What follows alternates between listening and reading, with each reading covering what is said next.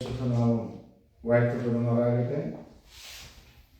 അടുത്തും അകലെയുമായി ഞങ്ങളെ ശ്രദ്ധിക്കുന്ന എല്ലാ പ്രിയപ്പെട്ടവർക്കും കർത്താവിൻ്റെ നാമത്തിൽ വന്ദനം അറിയിക്കുന്നു. ഇന്ന് പകലിലും ദൈവസന്നിധിയിലായിരിക്കാൻ കർത്താവ് നമുക്ക് കൃപ നൽകിയല്ലോ. ഇന്നത്തെ നമ്മുടെ കൂടിവരവ് നമ്മുടെ ജീവിതത്തിൽ അനുഗ്രഹമായിരിക്കട്ടെ.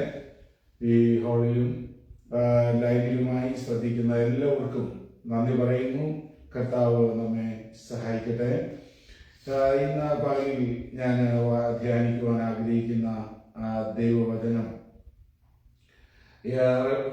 Book of revelation chapter 2 verse 10 ആണ്. വെളിപ്പാട് പുസ്തകം 2-ാം അധ്യായത്തിന്റെ 10-ാം വാക്യമാണ് ഇന്ന് നമ്മുടെ അല്പസമയത്തെ ധ്യാനത്തിനായി വായിക്കുവാൻ ആഗ്രഹിക്കുന്നത്. സ്തോത്രം. നീ സഹിപ്പാനുള്ളത് പേടിക്കേണ്ട, നിങ്ങളെ പരീക്ഷിക്കേണ്ടതിന് പിശാച് നിങ്ങളിൽ ചിലരെ തടവിലാക്കുവാൻ പോകുന്നു. 10 ദിവസം നിങ്ങൾക്ക് ഉപദ്രവമുണ്ടാകും. മരണപര്യന്തം വിശ്വസ്തനായിരിക്കാം, എന്നാൽ ജീവകിരീടം നിനക്ക് തരും. 11-ാം വാക്യം, ആത്മാവ് സഭകളോട് പറയുന്നത് എന്തെന്ന് ചെവിയുള്ളവൻ കേൾക്കട്ടെ. ജയിക്കുന്നവന് 2-ാം മരണത്തിന്റെ മേൽ മരണത്താൽ ദോഷം വരികയില്ല. Especially the 11th words, I'm going to focus on 11th words. He who has an ear, let him hear what the Spirit says to the churches. He who overcomes shall not be hurt by the second death. Today my subject is be an overcomer. Last two meetings I was sharing about be an overcomer. 2 നമ്മുടെ മീറ്റിംഗിലും ഞാൻ share ചെയ്തത് ജയാളികളാകുക എന്നുള്ള വിഷയത്തെ കുറിച്ചാണ്. ഇന്ന് പറയുന്നതും അത് തന്നെയാണ്. ബി ആൻ ഓവർകമർ പാർട്ട് 3 ആണ് ഇന്ന് ഞാൻ ഓർപ്പിക്കുവാൻ ആഗ്രഹിക്കുന്നത്. റോമാലേഖനത്തിൽ നിന്നും നാമോ നമ്മെ സ്നേഹിച്ചവൻ മുഖാന്തരം ഇതിലൊക്കെയും പൂർണ്ണ ജയം പ്രാപിക്കുന്നു എന്ന് വായിച്ചാണ് നമ്മൾ തുടങ്ങിയത്. From Romans chapter 8 we started this subject. We are more than conquerors. നാം ജയാളികളെക്കാൾ ജയാളികളാണ് എന്ന് നാം പഠിച്ചാണ് തുടങ്ങിയത്. നമ്മുടെ ദൈവത്തെ കുറിച്ച് വചനത്തിൽ നമ്മൾ കാണുന്നത് ദൈവം സമ്പൂർണ്ണനാണ്. We can see our God is a perfect God. In the Bible God says God is perfect. ദൈവം പൂർണ്ണനാണ്. സുവിശേഷത്തിൽ നമ്മൾ വായിക്കുന്നുണ്ട്, നിങ്ങളുടെ സ്വർഗീയ പിതാവ് സൽഗുണപൂർണനായിരിക്കുന്നത് പോലെ നിങ്ങളും സൽഗുണപൂർണരാകുകയും. ആ വാക്യത്തെ കുറിച്ച് പലർക്കും ശരിയായിട്ടുള്ള ധാരണയില്ല. അതുകൊണ്ട് പലരും ഭയപ്പെട്ടാണ് ജീവിക്കുന്നത് പോലും. അവർക്ക് അതിന്റെ മീനിങ് അറിയത്തില്ല. സൽഗുണപൂർണരാകണം ദൈവത്തെ പോലെ. അതുകൊണ്ട് സ്വാതന്ത്ര്യമായിട്ടൊന്നും അവര് ജീവിക്കുന്നില്ല, സന്തോഷിക്കുന്നില്ല, ചിരിക്കുന്നില്ല. കാര്യം അവരുടെ വിചാരം ആ ദൈവത്തിന്റെ സമ്പൂർണത പ്രാപിക്കുവാൻ കഴിയത്തില്ല, അതുകൊണ്ട് അങ്ങനെയൊന്നും പാടില്ലെന്നാണ്. പക്ഷെ അതൊന്നും അല്ല അതിന്റെ അർത്ഥം. ഞാൻ ഇന്ന് ആ വാക്യമല്ല ഷെയർ ചെയ്യുവാൻ ആഗ്രഹിക്കുന്നത്. B an overcomer. കഴിഞ്ഞ നമ്മുടെ പാർട്ട് 2-ൽ ഞാൻ പറഞ്ഞത് എഫെസോസിലെ ദൈവമക്കളോട് എങ്ങനെ അവർ ജയാളികളാകണമെന്നുള്ള വിഷയമായിരുന്നു. ബുക്ക് ഓഫ് റെവലേഷനിൽ ചാപ്റ്റർ 2 and 3 നമ്മൾ 7 ചർച്ചസിന്റെ മെസ്സേജുകളാണ് കാണുന്നത്. അവിടെ there was more than 7 churches there, but on the basis of the meaning of these churches, Holy Spirit picked these 7 churches. 7 സഭകളെക്കാൾ കൂടുതൽ സഭകൾ അവിടെ ഉണ്ടായിരുന്നു. ഈ 7 സഭകളെ പിക്ക് ചെയ്യുവാൻ കാരണം പ്രത്യേകം ആ സഭകളുടെ മീനിങ്സ് ആണ്. അതിന്റെ പേരുകളുടെ മീനിങ് എഫെസോസ്, സ്മുർന, പെർഗമോസ് എന്നിവയുടെ ഓരോരുത്തരുടെയും പേര് വെച്ചാണ് ഇത് സെലക്ട് ചെയ്തിരിക്കുന്നത്. അത് ഈ കൃപായുഗത്തിലുള്ള എല്ലാ ചർച്ചസിനും റെപ്രസെന്റ് ചെയ്യുന്നതായ മെസ്സേജ് ആണുള്ളത്. എഫേസ്യ ലേഖനത്തിലെയും എഫെസോസ് സഭയിലെയും സ്മുർന സഭയിലെയും എല്ലാ ഏഷ്യ മൈനർക്ക് കൊടുത്തിരിക്കുന്ന ഈ മെസ്സേജുകൾ എല്ലാ ദൈവമക്കൾക്കുമുള്ള മെസ്സേജാണ്. എഫേസ്യ ലേഖനത്തിൽ നമ്മൾ വായിച്ചു, ആ സഭ ആരംഭിക്കുന്നത് വലിയ സ്നേഹത്തിലായിരുന്നു. The beginning of church at Ephesus started with a tremendous joy and happiness. ഭയങ്കര സന്തോഷത്തോടെയാണ് അവർ ആരംഭിച്ചത്. കാരണം in book of Acts chapter 18 and 19 says they were so idol worshippers, cult believing, demon possessed people. അവര് വിഗ്രഹാരാധികളും ഭൂതാത്മാക്കൾ ബാധിച്ചവരും ദുരുപദേശമുള്ളവരും ഒക്കെ ആയിരുന്നു. സുവിശേഷം അവർ കേട്ടപ്പോൾ വലിയ വിടുതൽ അവർക്കുണ്ടായി. Good news, gospel delivered them. So because of that they were so overwhelmed. അതുമൂലം അവർ ഭയങ്കര അതിസന്തോഷമുള്ളവരായി. അവരുടെ ആ സന്തോഷം അവർ അന്യോന്യവും സ്നേഹിക്കുന്നവരും ദൈവസ്നേഹത്തെ സ്നേഹിക്കുന്നവരുമായിരുന്നു എന്ന് നമ്മൾ വായിക്കുന്നുണ്ട്. They were loving each other people or loving God. ദൈവത്തെ സ്നേഹിക്കുന്നവരും തമ്മിൽ സ്നേഹിക്കുന്നവരുമായിരുന്നു. ആ എഫേസ്യ ലേഖനം നമ്മൾ വായിച്ചാൽ അത് മനസ്സിലാകും. അതിലെ ഒടുവിൽ പറഞ്ഞിരിക്കുന്നത് അക്ഷയമായി ദൈവത്തെ സ്നേഹിക്കുന്ന എല്ലാവരോടും. പക്ഷെ അങ്ങനെയാണ് വിത്തൗട്ട് എനി വേവർ, അക്ഷയമായിട്ടാണ് അവർ ദൈവത്തെ സേവിച്ചിരുന്നത്. എന്നാൽ വെളിപ്പാട് പുസ്തകം വന്നപ്പോഴേക്കും അവരുടെ ആ പ്രധാനമായ കാര്യം അവർക്ക് കുറഞ്ഞുപോയി, സ്നേഹം കുറഞ്ഞുപോയി. ഒത്തിരി നന്മകളൊക്കെ ഉണ്ടായിരുന്നു. അതെല്ലാം പരിശുദ്ധാത്മാവ് അവരെ ഓർമ്മപ്പെടുത്തി. I know God knew them and God commended their good qualities. അവരുടെ നല്ല സ്വഭാവങ്ങളെയൊക്കെ ദൈവം കമന്റ് ചെയ്തു. നിങ്ങളുടെ സ്നേഹവും പ്രവൃത്തിയും ഒക്കെ ഉണ്ടായിരുന്നു, നിങ്ങളുടെ പ്രയത്നവും കഷ്ടം അനുഭവിക്കുന്നതും എല്ലാം ഞാൻ അറിയുന്നുണ്ട്. But now you need a correction. നിനക്കൊരു കറക്ഷൻ വേണം. You lost your first love. You first remember, then repent, then you repeat it, come back. മാനസാന്തരപ്പെട്. നിങ്ങൾ ഓർക്ക് എന്തായിരുന്നു ആദ്യത്തത്, ഇപ്പം നിങ്ങളത് മാനസാന്തരപ്പെട്ടിട്ട് പഴയ പ്രവൃത്തിയിലേക്ക് കടന്നുവാ.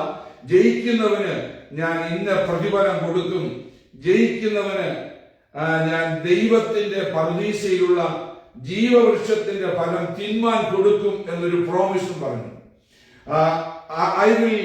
I will give something for that overcomer.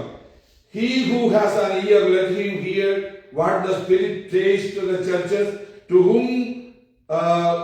To him who overcomes, I will give to eat from the tree of life, which is in the midst of the paradise of God. ഏതെങ്കിലും അനുസരണക്കേടിന്റെ ഫലമായിട്ട് അവർക്ക് നഷ്ടമായി പോയ ജീവവൃക്ഷത്തിന്റെ ഫലം പർദീസയിലുണ്ട്. അത് അവർക്ക് വീണ്ടും ദൈവം കൊടുക്കും എന്നാണ് അവർക്ക് റിവാർഡായിട്ട് പറഞ്ഞിരിക്കുന്നത്. To him who overcome, I will give to eat from the tree of life, which is in the midst of the paradise of God. നഷ്ടപ്പെട്ടു പോയ ആ ബ്ലെസ്സിംഗ് അവർക്ക് തിരിച്ചു കൊടുക്കാം എന്ന് ദൈവം പ്രോമിസ് ചെയ്യുകയാണ്. ഇന്ന് നമ്മൾ വായിച്ചത് സ്മുർന സഭയെ കുറിച്ച് പറഞ്ഞിരിക്കുന്ന ഒരു കാര്യമാണ്. അവരോട് പറയുകയാണ്, നിങ്ങൾ ജയാളികളാകണം, ജയാളികൾക്കുള്ള ആ പ്രോമിസ് ഇതാണ് എന്നാണ് പറഞ്ഞിരിക്കുന്നത്. Be an overcomer. He who overcomes shall not be hurt by the second death. ഈ സ്മുർന സഭ അതിന്റെ പേര് തന്നെ സ്മുർന മീൻസ് മിറ, കയ്പെന്നാണ്, ബിറ്റർ എക്സ്പീരിയൻസ് എന്നാണ് അതിന്റെ അർത്ഥം തന്നെ. അതുകൊണ്ടാണ് ഈ സഭയെ പിക്ക് ചെയ്തിരിക്കുന്നത് ഹോളി സ്പിരിറ്റ്. ഇത് എഫെസോസിൽ നിന്നും ഒരു 35 മൈൽ വടക്ക് മാറിയുള്ള ഒരു പട്ടണമാണ്. This Smyrna was 35 miles north to Ephesus. This was an old ancient city. ഇതും ഒരു വലിയ പുരാതനമായ സിറ്റി ആയിരുന്നു. നല്ല ലൈബ്രറികളും മറ്റ് കാര്യങ്ങളൊക്കെ അവിടെ ഉണ്ടായിരുന്നു. പക്ഷെ ഈ സഭയെ കുറിച്ച് പറഞ്ഞിരിക്കുന്ന കാര്യം നാം വായിക്കുന്നത്, സ്മുർന സഭയുടെ ദൂതൻ എഴുതുക, മരിച്ചവനായിരുന്നു വീണ്ടും ജീവിക്കുകയും ചെയ്ത ആദ്യനും അന്ത്യവനായവൻ അരുളി ചെയ്തത്, ഞാൻ നിന്റെ കഷ്ടതയും ദാരിദ്ര്യവും നീ സമ്പന്നനാകുന്നതാനും താങ്കൾ യഹൂദരെന്ന് പറയുന്നെങ്കിലും യഹൂദന്മാരല്ല, സാത്താന്റെ പള്ളിക്കാരായവരുടെ ദൂഷണവും ഞാൻ അറിയുന്നു. നീ സഹിക്കാനുള്ളത് പേടിക്കേണ്ട. നിങ്ങളെ പരീക്ഷിക്കുന്നതിൽ പിശാച് നിങ്ങളെ ചിലരെ തടവിലാക്കാൻ പോകുന്നു. 10 ദിവസം നിങ്ങൾക്ക് ഉപദ്രവമുണ്ടാകും. ജീവപര്യന്തം വിശ്വസ്തനായിരിക്കാം, എന്നാൽ ഞാൻ ജീവകിരീടം നിനക്ക് തരും. അപ്പൊ ഈ സഭയെ കുറിച്ച് ഇവിടെ പരിശുദ്ധാത്മാ പറഞ്ഞിരിക്കുന്നത്, അവിടെ വളരെ കഷ്ടതയിലൂടെ കടന്നു പോകുന്ന ഒരു സഭയായിരുന്നു. They were going through lot of persecution. എവിടുന്നാണ് അവർക്ക് ഈ പെർസിക്യൂഷൻ വന്നത്? Who persecuted them? നമുക്കൊരു ചോദ്യം ഉണ്ടാകും. Who persecuted them? From 2 places pressure was on them. 2 ഇടത്തു നിന്നും അവർക്ക് പ്രഷർ ഉണ്ടായിരുന്നു. ഒന്ന്, അവിടെ അത് റോമൻ അധീനതയിലുള്ള ഒരു സിറ്റിയാണ്. It was under the Roman rule. This heathen people, there was a cult worship there, that is emperor worship. ചക്രവർത്തിയെ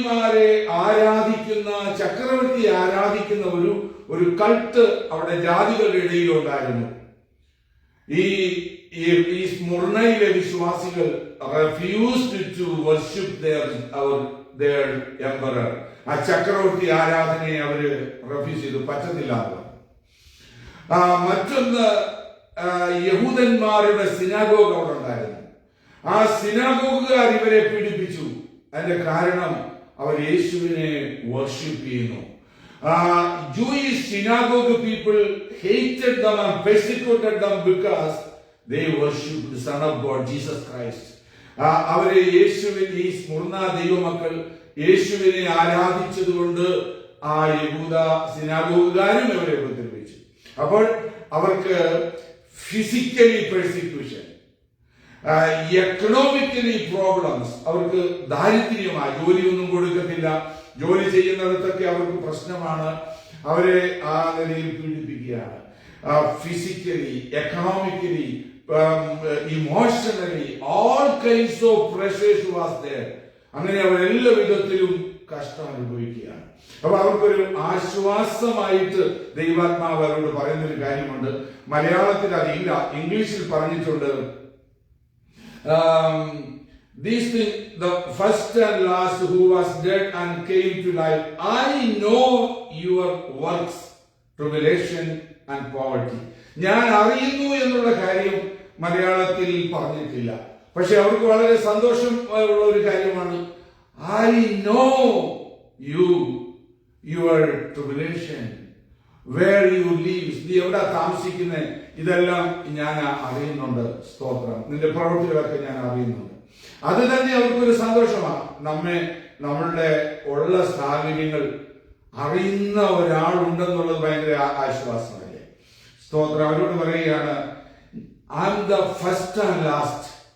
ഞാൻ ആദ്യനും അന്ത്യനുമാണ്. ഞാൻ മരിച്ചവനായിരുന്നു, ജീവിച്ചവനാണ്. എന്താണ് അതിന്റെ അർത്ഥം? First and last. സ്മുർന എന്ന് പറയുന്ന പട്ടണം ഇല്ലാതിരിക്കുന്നതിന് മുമ്പ്, before your existence, I was there. I know you. എനിക്ക് നിങ്ങളെ അറിയാം.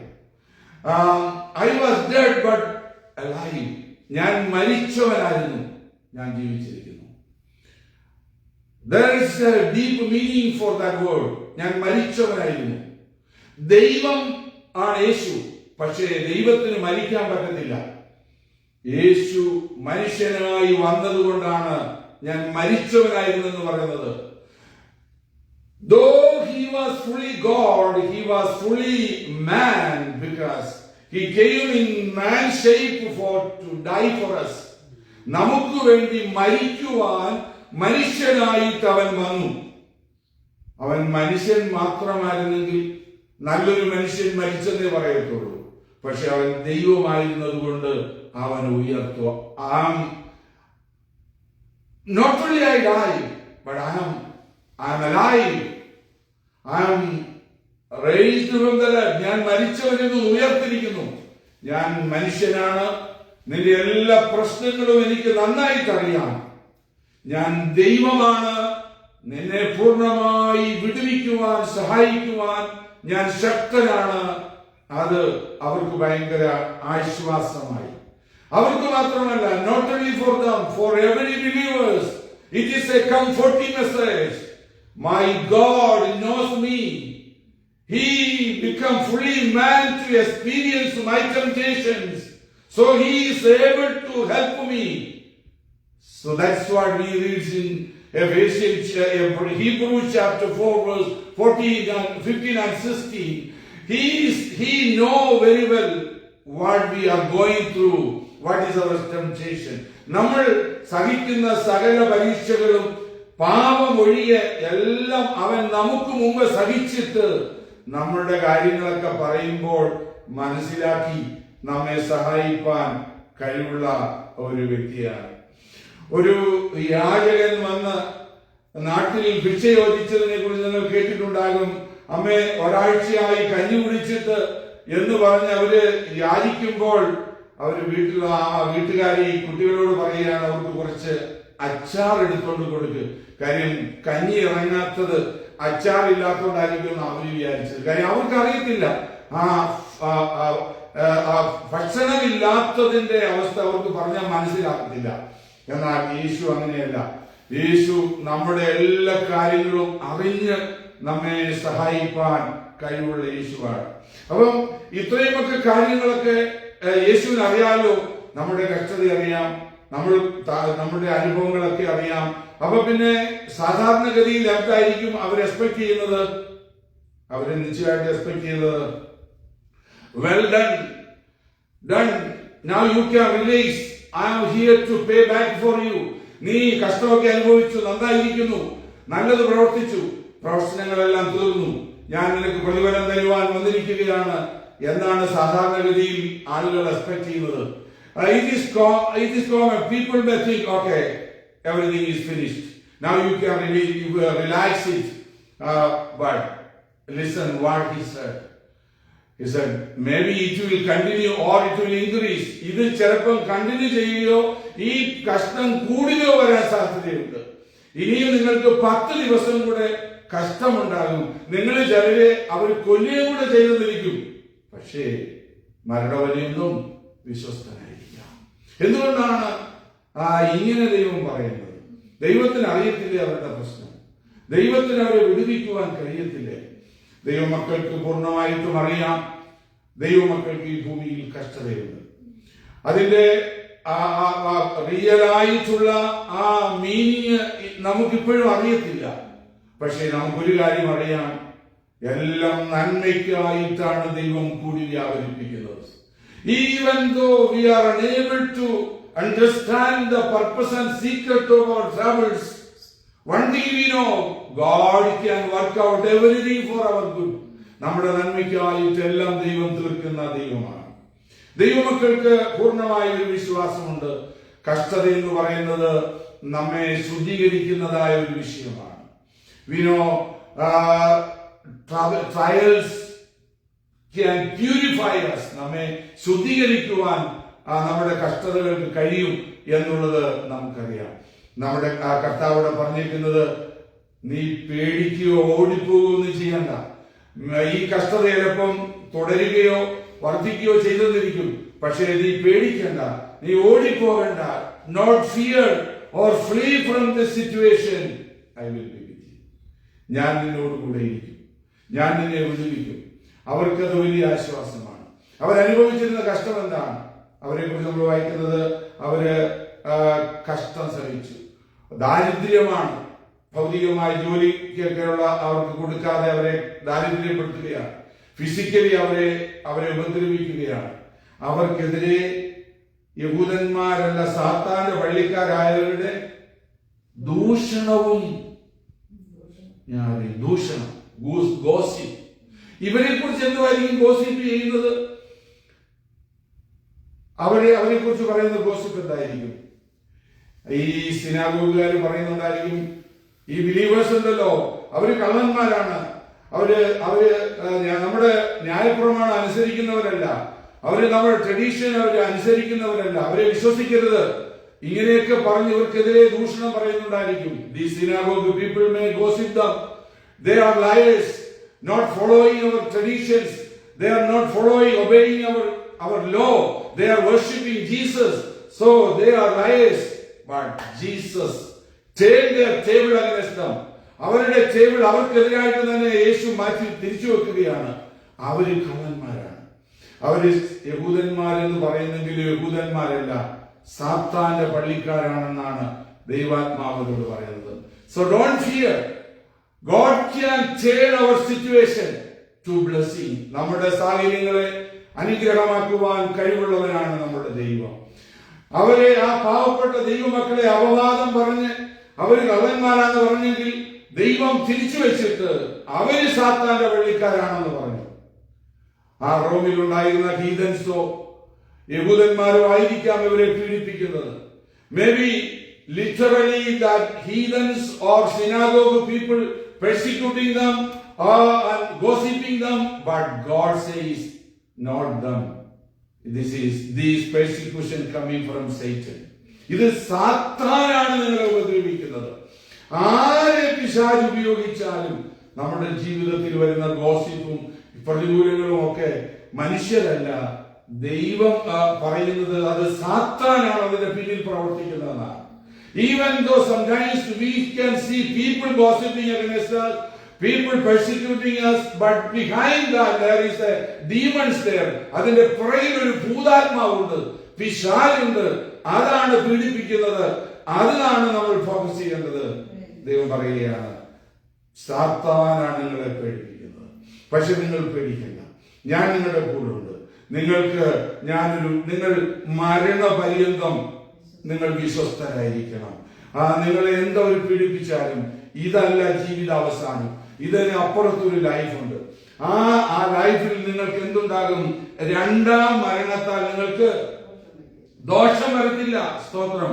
He who overcomes shall not be hurt by the second death. എന്താണ് ഈ രണ്ടാം മരണം എന്ന് പറയുന്നത്?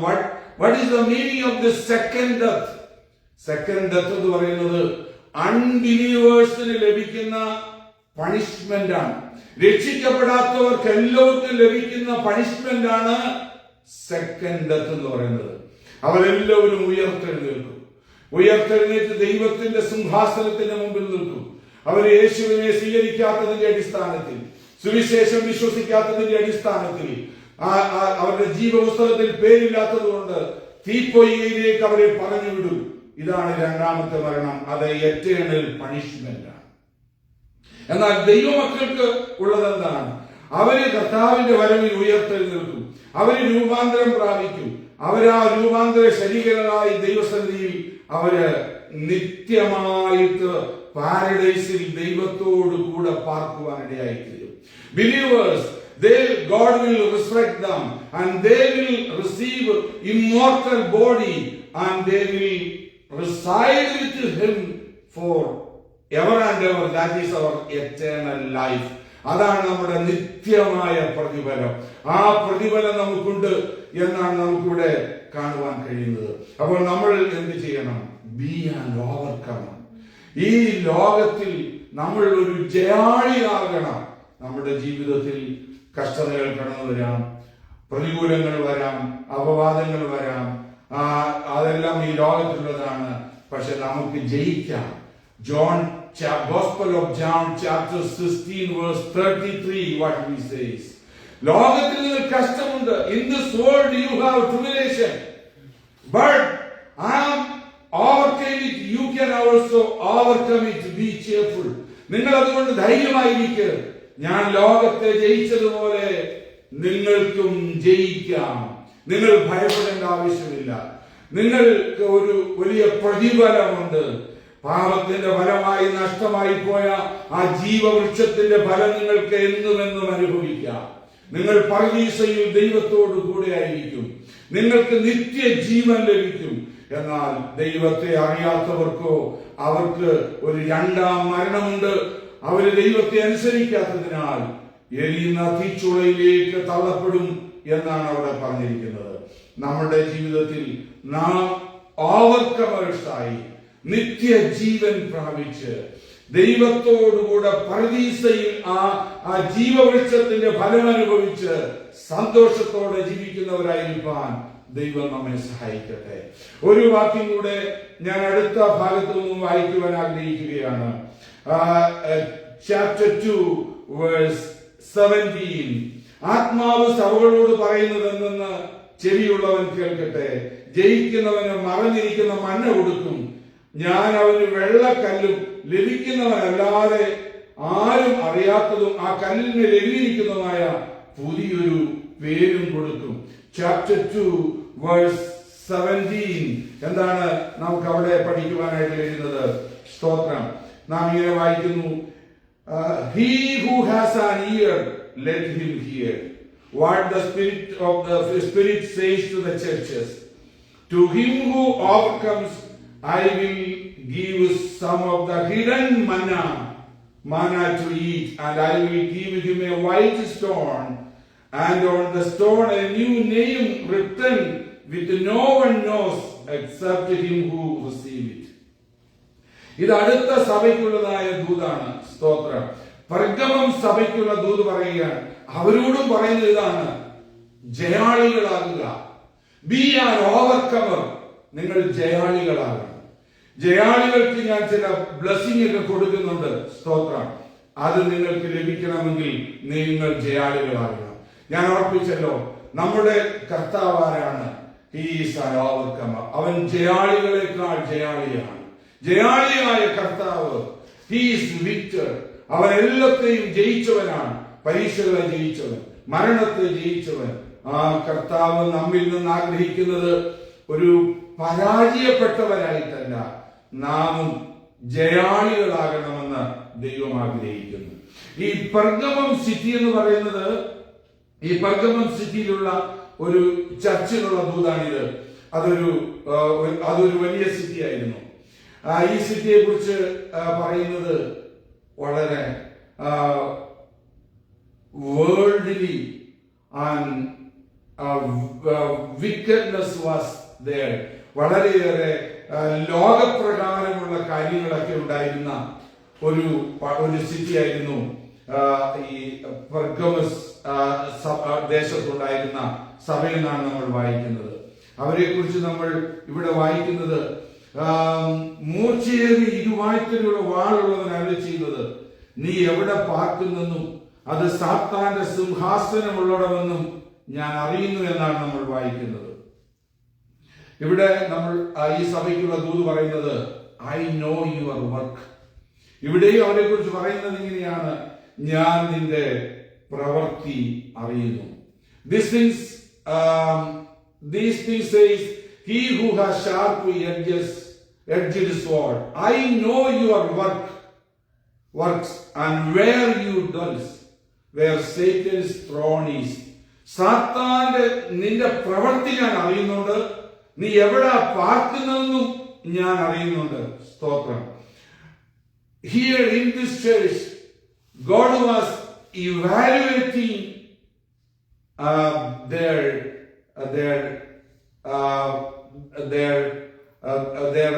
right things and their wrong things. ദൈവം അവരുടെ നല്ല ക്വാളിറ്റീസും അവരുടെ ജീവിതത്തിലെ കറക്ഷൻ ചെയ്യേണ്ട കാര്യങ്ങളുമെല്ലാം ഇവാലുവേറ്റ് ചെയ്യുകയാണ്. Remember in the first chapter in book of Revelation we read, 1-ാം അധ്യായത്തിൽ നമ്മൾ വായിക്കുന്നത്, 7 നിലവിളക്കുകളുടെ നടുവിൽ ഉലാവുന്നവനെന്നാണ് നമ്മൾ വായിക്കുന്നത്. He was in the midst of the 7 golden lampstands. He was so near to them.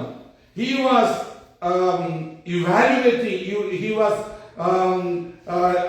looking them and watching their every activities. He was patrolling them and evaluating their works. അവരുടെ നടുവിൽ നടന്ന് അവരുടെ പ്രവൃത്തികളെ എല്ലാം ഇവാലുവേറ്റ് ചെയ്യുന്നതായ ഒരു കർത്താവിനെയാണ് നമ്മൾ കാണുന്നത്. പൊൻനിലവിളക്ക് പോലെ ദൈവമക്കൾ ദൈവത്തിന് വിലയേറിയവരാണ്. Just like that golden lampstand, God is, the churches or believers are precious and valuable to the Lord. ഞാനും നിങ്ങളും ഗോൾഡ് പോലെ ദൈവത്തിന് വിലയേറിയവരാണെന്ന് ദൈവം നമ്മെ പഠിപ്പിക്കുന്നു. അവൻ നമ്മുടെ നടുവിൽ നടക്കുക മാത്രമല്ല, നമ്മുടെ എല്ലാ കാര്യങ്ങളെയും അവൻ ഇവാലുവേറ്റ് ചെയ്യുന്ന ദൈവമാണ്. അവൻ നമ്മെ സഹായിക്കുന്ന ദൈവമാണ്. ഈ 7 സഭകളിൽ പലർക്കും പല വിധത്തിലുള്ള പ്രശ്നങ്ങളൊക്കെ ഉണ്ടായിരുന്നു. 1-2 സഭയ്ക്ക് മാത്രമേ കുറവൊന്നും പറയാതിരുന്നുള്ളൂ. സ്മുർണ സഭയ്ക്കും ഫിലദൽഫിയ സഭയ്ക്കും. ബാക്കിയുള്ള സഭകളിലെല്ലാം ഒത്തിരി മിസ്റ്റേക്കുകൾ ഉണ്ടായിരുന്നു. പക്ഷേ ദൈവം അവരുടെയും നടുവിലാണ്. അവരോടും ദൈവം കൂടെ ഇരിക്കുന്നതാണ് നമ്മൾ കാണുന്നത്. Even though lot of mistake was in the midst of them, God was near to them. ദൈവം അവരുടെയും അടുത്ത് സമീപസ്ഥനായിട്ടുണ്ട്. ദൈവം എല്ലാവരെയും സ്നേഹിക്കുന്ന ദൈവമാണെന്ന് നമുക്ക് കാണുവാൻ കഴിയുന്നുണ്ട്. അവർക്ക് ദൈവം ഇൻട്രൊഡ്യൂസ് ചെയ്യുന്നത് ഇരുവായ്ത്തലുള്ള മൂർച്ചയേറിയ വാളുള്ളവനല്ല ചെയ്യുന്നത്. ഇവിടെ വാളെന്ന് പറയുന്നത് ദൈവത്തിന്റെ വചനമാകുന്ന വാളാണ്. അവന്റെ വായിൽ കൂടെ വരുന്ന ആ വചനങ്ങൾ, he pronounced his words to punish people, those who are refused to repent. മാനസാന്തരപ്പെടാത്തവരെ അവൻ വായിലെ വാക്കുകൾ കൊണ്ട് ശാസിക്കുന്ന, ശിക്ഷിക്കുന്ന കാര്യമാണ് മൂർച്ചയേറിയ വാളുള്ളവൻ എന്ന് പറഞ്ഞിരിക്കുന്നത്. യെശയ്യാ പ്രവചനം 11-ലും 49:2-ലും ഹീബ്രു ചാപ്റ്റർ 4-12 ഒക്കെ നമുക്ക് കാണുവാൻ കഴിയും. ദൈവ വചനം വാളിന് തുല്യമാണ്.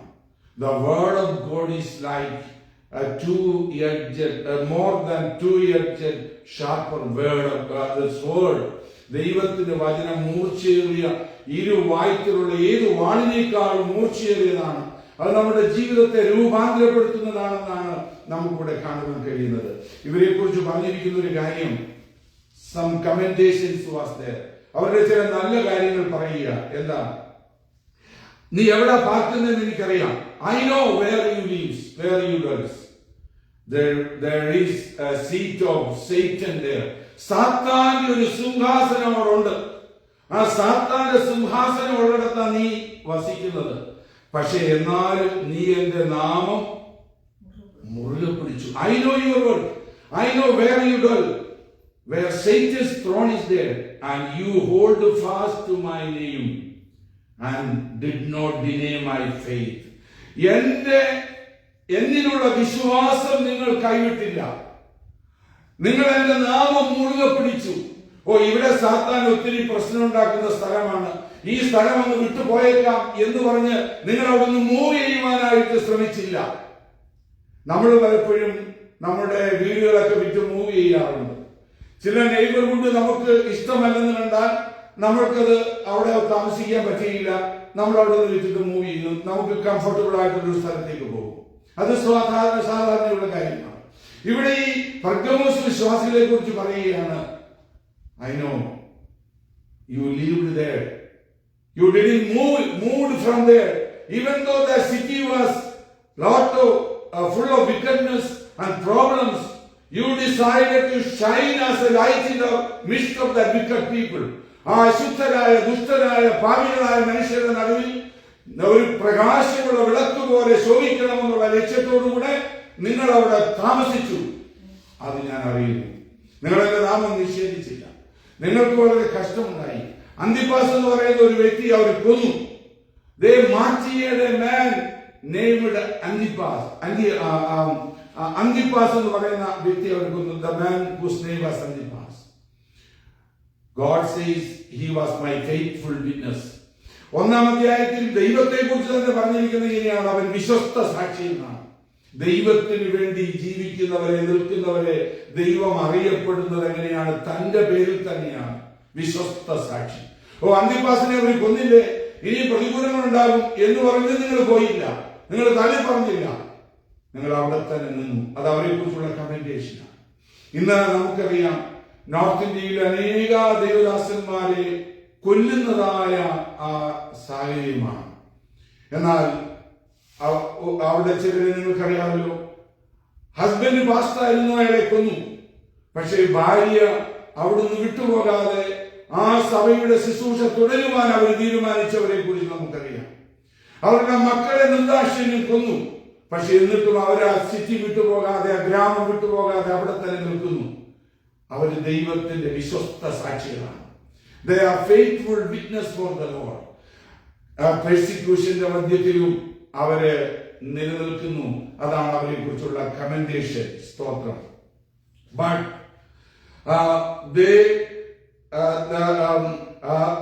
they refused to deny Jesus. യേശുവിനെ അവര് ഡിനൈ ചെയ്യുവാനായിട്ട് സമ്മതിച്ചില്ല. അവരെ ഇഷ്ടപ്പെട്ടില്ല. യേശുവിന് വേണ്ടി നിന്നു.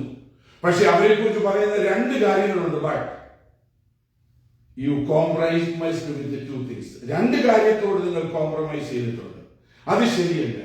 ഒന്ന്, നിങ്ങൾ ബിലയാമിന്റെ ഉപദേശം നിങ്ങൾ അവിടെ കീപ്പ് ചെയ്യുന്നു. നിക്കോലാവ്യരുടെ ഉപദേശം നിങ്ങൾ അലൗ ചെയ്യുന്നു. But you did two things. You allowed Balaam's path, Balaam's teachings and Nicolaitans teachings. ഇതെല്ലാം അവരെ കുറിച്ച് നമ്മൾ വായിക്കുന്നത്. ബിലയാമിനെ കുറിച്ച് നമ്മൾ വായിക്കുന്നത് നമ്പേഴ്സ് ചാപ്റ്റർ 22 to 25, സംഖ്യ 22 മുതൽ 25 വരെയുള്ള അധ്യായങ്ങളിലാണ് നമ്മൾ വായിക്കുന്നത്. അദ്ദേഹം ആ ജാതീയ രാജാവിന്റെ ട്രിക്ക് പറഞ്ഞു കൊടുത്തു. ഇസ്രായേൽ മക്കളെ ട്രാപ്പിലാക്കാൻ എന്തോ ചെയ്യണം. help them to eat the food that offered for idols and try to canvas them to do immorality. അസന്മാർഗികമായി പാപം ചെയ്യുവാനും വിഗ്രഹാർപ്പിതം തിന്നുവാനുമായിട്ട് നീ അവരെ പ്രേരിപ്പിക്ക്, അതിനുള്ള സാഹചര്യങ്ങളൊക്കെ കൊടുക്ക്. അങ്ങനെയാവുമ്പം അവർ പാപം ചെയ്യും. പാപം ചെയ്താൽ ദൈവം അവരെ ശപിക്കും, ദൈവം അവരെ വിട്ടുപോകും.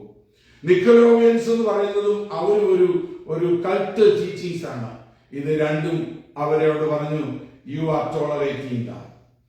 എഫെസോസുകാരോട് പറഞ്ഞു, നിങ്ങൾ നിക്കോളോവിയരുടെ ഉപദേശത്തെ വെറുക്കുന്നു, എനിക്കത് ഇഷ്ടമാണ്, ഞാനും അത് ചെയ്യുന്നു. സ്തോത്രം.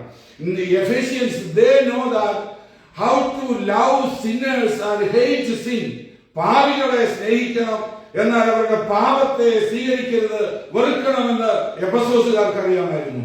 എന്നാൽ പെർഗമസുകാർ ചെയ്തത്, they loved sinners and they accepted sin also. അവരുടെ പാപത്തെയും അവർ സ്വീകരിച്ചു. ദൈവം പറഞ്ഞു, I cannot tolerate that. നിങ്ങൾ പാപത്തെ ടോളറേറ്റ് ചെയ്യുവാണെങ്കിൽ നിങ്ങളുടെ കൂട്ടായ്മ ഒടുവിൽ അങ്ങനെയുള്ളവരുടെ ഒരു കൂട്ടമായിട്ട് മാറും. അതുകൊണ്ട് അത് പാടില്ല. അതാണ് അവർക്ക് കൊടുത്തിരിക്കുന്ന correction. You repent, otherwise I will punish them. Those who are allowing to these unwanted things in the churches, I am offering chances to repent. If you refuse to repent, I will punish you. നിങ്ങൾ മാനസാന്തരപ്പെടാൻ ഞാൻ നിങ്ങൾക്ക് അവസരം തരികയാണ്. മാനസാന്തരപ്പെട്ടില്ലെങ്കിൽ ഞാൻ നിങ്ങളെ punish ചെയ്യും. ഏതൊരു വ്യക്തിക്കും ദൈവസന്നിധിയിലേക്ക് മടങ്ങി വരാൻ ചാൻസ് ഉണ്ട്. ദൈവം അനുഗ്രഹിക്കുന്ന, ദൈവം ശിക്ഷിക്കുന്നതിനേക്കാൾ ക്ഷമിക്കുന്ന ദൈവമാണ്. God want to bless instead of punish. ക്ഷമിക്കുന്ന ദൈവമാണ്. അതുകൊണ്ടാണ് ദൈവർക്ക് ഓഫർ കൊടുക്കുന്നത്. അങ്ങനെ നിങ്ങൾ ചെയ്യുന്നില്ല എങ്കിൽ നിങ്ങൾ ശിക്ഷിക്കപ്പെടുമെന്നാണ് ഇവിടെ നമുക്ക് കാണുവാൻ കഴിയുന്നത്. ഈ ആളുകളെ കുറിച്ച് നമ്മൾ വായിക്കുമ്പോൾ ഈ three fold promises of overcomers നമ്മൾ വായിക്കുന്നുണ്ട്. ഇവർക്ക് ദൈവം ചില വാഗ്ദത്തങ്ങളൊക്കെ നൽകുന്നുണ്ട്. ജയിക്കുവാണെങ്കിൽ നിങ്ങൾക്ക് ഇന്ന കാര്യങ്ങളൊക്കെ തരാം. ഒന്ന്, they would receive the divine food, hidden manna. മറഞ്ഞിരിക്കുന്ന മന്ന ഞാൻ നിങ്ങൾക്ക് തരാം.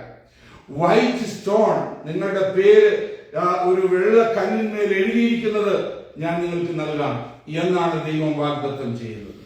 നമ്മളായിരിക്കുന്ന ഈ തലമുറയിലും, in our generation also, we are also facing these kinds of things. This Pergamos church was compromising church. They thought, if we compromise with these people, these Nicolaitans or this Balaamite people, we can keep peace in our church and we can keep a United church, unity in the church, നമ്മുടെ സഭയിൽ ഭിന്നതയുണ്ടാകാതിരിക്കാനും നമ്മൾക്ക് സമാധാനമായി കഴിയുവാനും ഈ ചെറിയ കാര്യങ്ങളെയൊക്കെ നമ്മളങ്ങ് അങ്ങ് അനുവദിച്ചു കൊടുത്താൽ മതി എന്നാണ് അവർ വിചാരിച്ചത്. ഒരു കോംപ്രമൈസ് ചെയ്യുന്ന ചർച്ചാണ്. ദൈവം പറഞ്ഞു,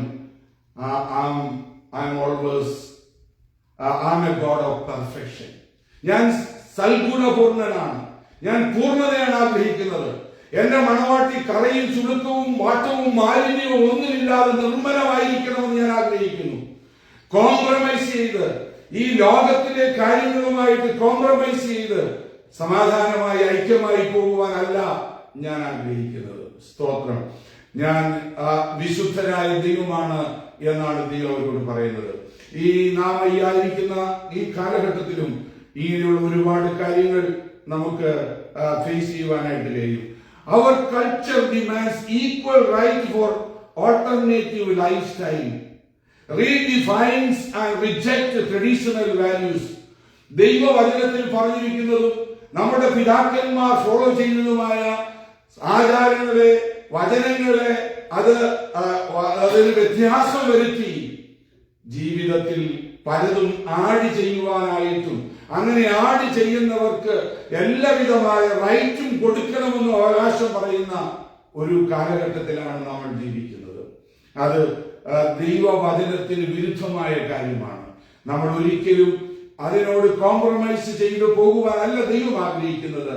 ദൈവവചനത്തിന്റെ സത്യങ്ങളിൽ നാം നിലനിൽക്കുന്നവരായിരിക്കണം. സ്തോത്രം. നമ്മൾ കോംപ്രമൈസ് ചെയ്യുകയാണെങ്കിൽ ഇപ്പോൾ മദ്യപാനികളെയും സിഗരറ്റ് വലിക്കുന്നവരെയും മോശമായി ജീവിക്കുന്നവരെയും നമ്മൾ സഭയിൽ അംഗങ്ങളായിട്ട് അംഗീകരിച്ചാൽ ദൈവത്തിന് പ്രസാദകരമായ ഒരു കൂട്ടമായിരിക്കുകയില്ല അത്. നമ്മൾ അവരെ സ്നേഹിക്കുന്നു. മദ്യപാനിയെ ദൈവം സ്നേഹിക്കുന്നു, നമ്മളും സ്നേഹിക്കുന്നു. സ്മോക്കേഴ്സിനെ ദൈവം സ്നേഹിക്കുന്നു, നമ്മളും സ്നേഹിക്കുന്നു. എന്നാൽ ആ ദൈവസ്നേഹം മനസ്സിലാക്കി അതിനെ ഉപേക്ഷിച്ച് അവർ ദൈവത്തെ പോലെയായി വരാൻ നമ്മൾ അവരെ ഉപദേശിക്കുന്നു, സ്നേഹത്തോടെ ഇൻവൈറ്റ് ചെയ്യുന്നു. എന്നാൽ നമ്മൾ അവരോട് കോംപ്രമൈസ് അത് സാരമില്ല, ഇത് സാരമില്ല എന്ന് പറഞ്ഞാൽ നമ്മുടെ ഒറിജിനൽ സ്റ്റാൻഡേർഡിൽ നിന്നും നമ്മൾ ലോ ആയി പോവുകയാണ് എന്നുള്ള കാര്യം നമ്മൾ മനസ്സിലാക്കരുത്, നമ്മൾ മറന്നു പോകരുത്. കർത്താവിന്റെ മഹത്വം. അത് നമ്മുടെ സത്യത്തിന് വിരുദ്ധമായ കാര്യങ്ങളാണ്. സ്തോത്രം. നമ്മൾ ദൈവത്തിൽ കാണുന്നത് അങ്ങനെ നമ്മൾ കോംപ്രമൈസ് ചെയ്താൽ ഒടുവിൽ അത് പൂർണ്ണമായ അനുസരണക്കേടിലേക്ക് പോകുവാനിടയാകും. That compromise is the first step to disobey God. ദൈവത്തോട് അനുസരണക്കേട് കാണിക്കുന്നതിന്റെ ആദ്യത്തെ സ്റ്റെപ്പാണ് ഈ കോംപ്രമൈസ് ചെയ്യുക എന്ന് പറയുന്നത്. ഒരു ദിവസം കൊണ്ട് സംഭവിക്കുന്നതല്ല ഈ പരാജയം എന്ന് പറയുന്നത്. പത്രോസിനെ കുറിച്ച് നമുക്കറിയാം. യേശുവിനെ ഒരിക്കൽ പത്രോസ് തള്ളിപ്പറഞ്ഞു. ഒരു ദിവസം കൊണ്ട് അങ്ങ് തള്ളിപ്പറഞ്ഞതല്ല. Peter denied Jesus, but it was not happened all of a sudden. It was gradually happened. പ്രാർത്ഥനാ സമയത്ത് അവർ ഉറങ്ങുന്നവരായിരുന്നു. ദൈവത്തിൽ ആശ്രയിക്കേണ്ട സമയത്ത് വാളെടുത്തവനായിരുന്നു. ദൈവത്തോട് ചേർന്ന് നടക്കേണ്ട സമയത്ത് അവൻ ദൂരവേ അനുഗമിച്ചവനായിരുന്നു. ഒടുവിൽ അത് തള്ളിപ്പറച്ചിലേക്ക് മാറുവാനിടയായി. When prayer time he started to sleep. When he wanted to trust in the Lord, he trusted in his physical strength. Also, he supposed to follow Jesus close to close, but he followed Jesus in far away. ദൂരം വിട്ട് അനുഗമിച്ചു. That lead him to deny Jesus. എന്നാൽ അതുപോലെ തന്നെയാണ് ദാവീദിനെ കുറിച്ചും വായിക്കുന്നത്. Same thing we can see about David, King David. What happened to him? We know he committed adultery. അവനൊരു വലിയ തെറ്റിൽ അകപ്പെട്ടു പോയി. എന്തുകൊണ്ടാണ് അങ്ങനെ സംഭവിച്ചത്? ഒരു ദിവസം കൊണ്ട് അങ്ങനെ സംഭവിച്ചതാണോ? He began to compromise his responsibilities as a king. ഒരു രാജാവെന്ന നിലയിൽ യുദ്ധക്കളത്തിൽ മുൻപിൽ നിൽക്കേണ്ട അവൻ അതിൽ നിന്ന് അവൻ കോംപ്രമൈസ് ചെയ്ത് ഞാൻ അല്പസമയം കിടന്നു മയങ്ങിട്ട് എന്റെ സോൾജിയേഴ്സ് പോയി യുദ്ധം ചെയ്തോട്ടെ എന്ന് പറഞ്ഞ് പതുക്കെ അദ്ദേഹം ആ റെസ്പോൺസിബിലിറ്റിയിൽ നിന്ന് ഒന്നും മാറി. അതിനുശേഷം to compromise what he allowed himself to see. അവൻ അവന്റെ ടെറസിന്റെ മേളിൽ കയറി ചില കാര്യങ്ങളൊക്കെ ഒന്ന് കാണാനായിട്ട് അനുവദിച്ചു. ഇത് വലിയ കാര്യം തെറ്റൊന്നുമല്ല, അതും സാധാരണ രീതിയിൽ കാണുന്ന കാര്യങ്ങളൊക്കെ ഇല്ലേ എന്ന് പറഞ്ഞ് ഒന്ന് കോംപ്രമൈസ് ചെയ്യുവാനിടയായിത്തീർന്നു. അവന്റെ സെർവൻസ്, അവന്റെ സോൾജിയേഴ്സിനെ അവന്റെ കള്ളങ്ങളൊക്കെ പറഞ്ഞു പിടിപ്പിച്ച് എഴുതാനായിട്ട് അവൻ ഉപയോഗിക്കുന്നതിന് അവൻ കോംപ്രമൈസ് ചെയ്തു.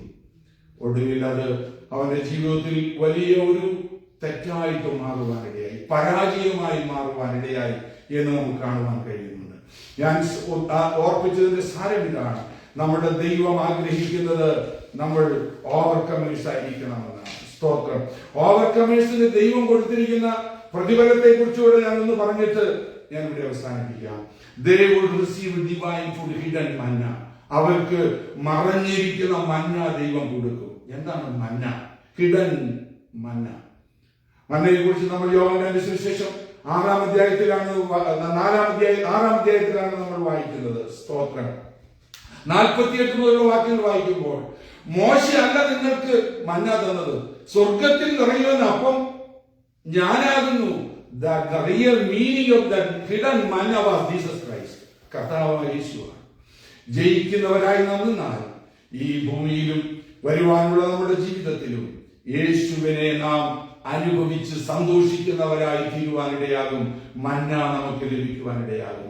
ഇന്നും യേശുവിനെ അനുഭവിക്കുന്നവർ, യേശുവിന്റെ ആ ജ്ഞാനം ഗ്രഹിച്ച് യേശു ആരാണെന്ന് മനസ്സിലാക്കി ആ വചനത്തിൽ സന്തോഷിക്കുന്നവർ എത്രയോ അനുഗ്രഹിക്കപ്പെട്ടവരാണ്.